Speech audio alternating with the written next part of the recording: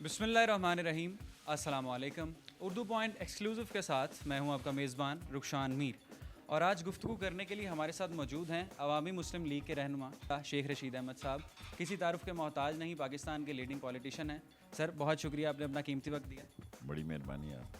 سر سب سے پہلے تو یہ سوشل میڈیا کا پلیٹ فارم ہے, تو یہ سوال میں سوشل میڈیا ساری آڈینس کی طرف سے آپ سے پوچھنا چاہتا ہوں کہ کیا آپ جانتے ہیں کہ سوشل میڈیا پہ آپ کی مقبولیت تمام سیاستدانوں سے زیادہ ہے؟ نہیں, مجھے نہیں معلوم. میرے تو قاسم صاحب ہیں کراچی والے, وہ میرا ٹویٹ مجھے نہیں کچھ معلوم. تو میں آپ کو یہ بتا دوں کہ جو لاک ڈاؤن کے دن تھے اور آپ وہ راولپنڈی سے جب بھاگ کے اور ڈی ایس این جی پہ چڑھے, تو وہ جو آپ کی ویڈیوز وغیرہ چلتی رہیں, سب سے زیادہ ویورشپ تب اس وقت عمران خان کو لوگ بھول گئے اور شیخ رشید احمد صاحب سب کو جو ہے یاد رہے. بس اللہ بڑا ہے, اللہ بہت بڑا ہے.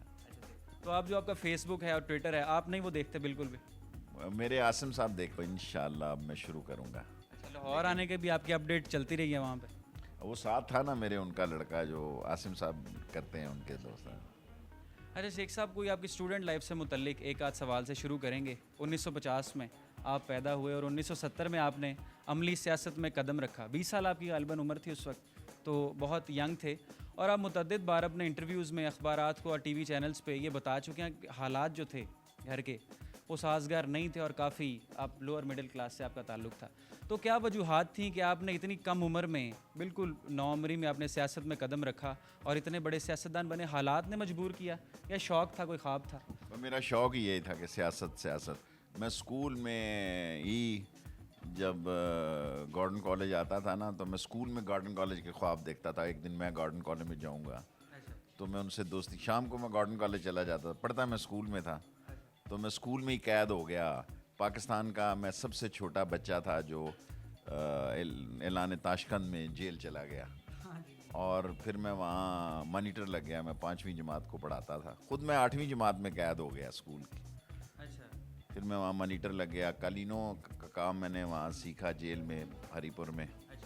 باہر آ کے میں نے قالینوں کا کاروبار کیا. گلمرگ کمپنی لمیٹڈ میری کمپنی تھی, لیکن قالینوں کی مجھے سمجھ آ گئی تھی کہ قالین کیا چیز ہے. پھر میں سلک میں شمباشی سے ڈپلومہ کیا, گمبا پروفیکچر سے, اور پھر میں ایک دن پاکستان میں سلک کا سب سے بڑا ایکسپورٹر تھا. جو لڑائی جھگڑوں کا سلسلہ تھا, آپ بتاتے ہیں کہ میں کبھی اس ٹانگ پہ چوٹ لگتی تھی, کبھی اس ٹانگ پہ, لڑتے بہت تھے آپ اسکول میں, تو یہ کب تک لڑائی جھگڑا اس طرح جاری رہا؟ اور کالج تک رہا جی.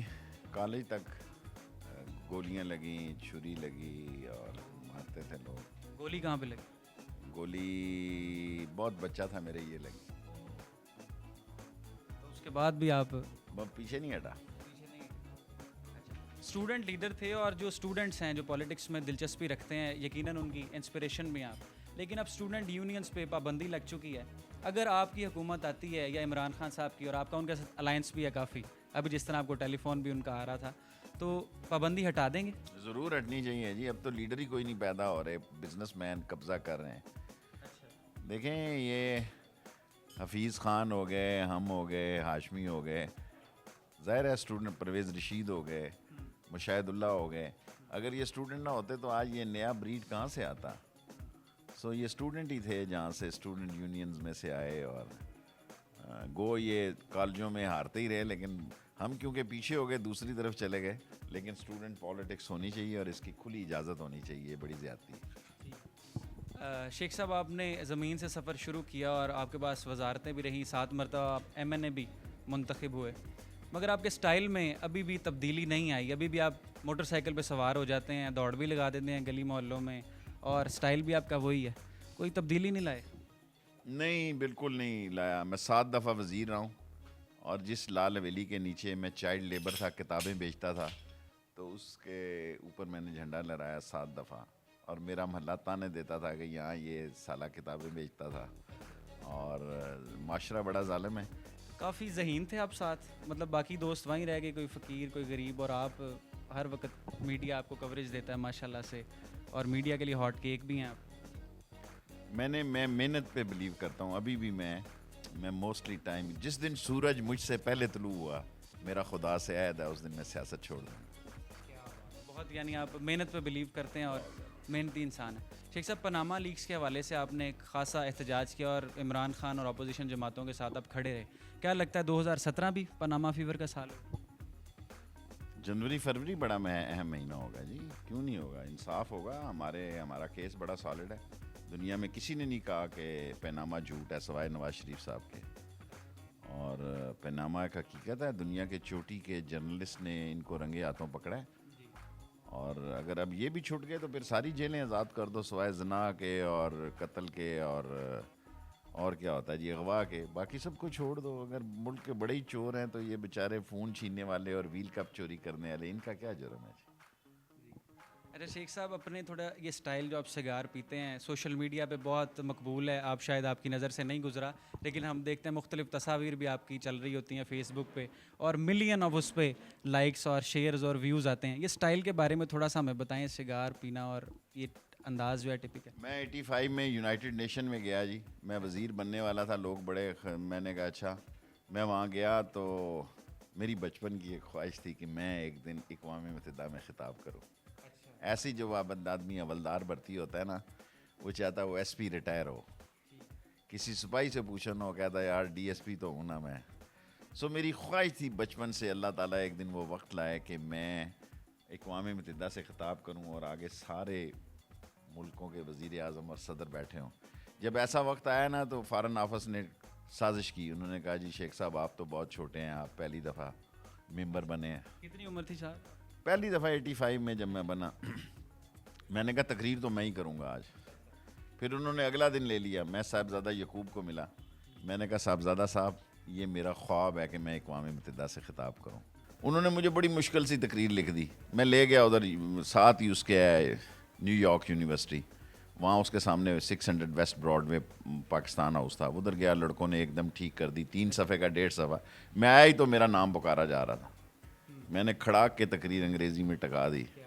اس زمانے میں سارے سربراہ آیا کرتے تھے, اس طرح نہیں تھا کہ نواز شریف گیا تو بندہ ہی کوئی نہیں تھا آگے.